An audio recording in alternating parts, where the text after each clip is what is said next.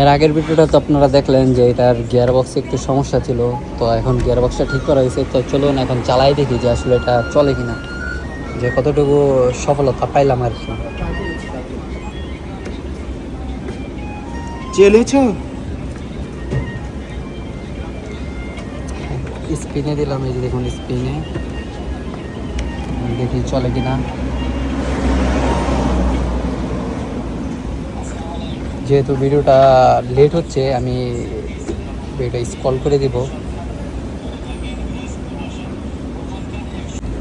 মনে হচ্ছে কাজটা হয়ে গেছে, এই যে দেখুন এখন ঘুরতেছে। আরপিএম যখন বেশি নেবে তখন আর একটু স্পিড হবে আর কি। যত আরপিএম আমি দিয়ে রাখছি, মানে আরপিএম যততে দেওয়া থাকবে মানে তখন স্পিডে করবে। এখন স্পিড হচ্ছে। তো যাই হোক, আলহামদুলিল্লাহ কাজটা হয়ে গেল। তো আসলে কাজ বলা যায় না যে কোন কাজ হবে, কারণ সব কাজই চেষ্টা করতে হবে। তো এটা যেহেতু গিয়ার বক্সটা আমি দেখলাম নতুন, ওইরকম পুরান হয় না, কারণ ওয়াশিং মেশিন নতুন।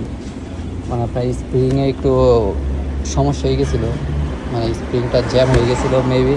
তো স্প্রিং নতুন চেঞ্জ করে দিয়েছি, তো এখন আলহামদুলিল্লাহ চলতেছে।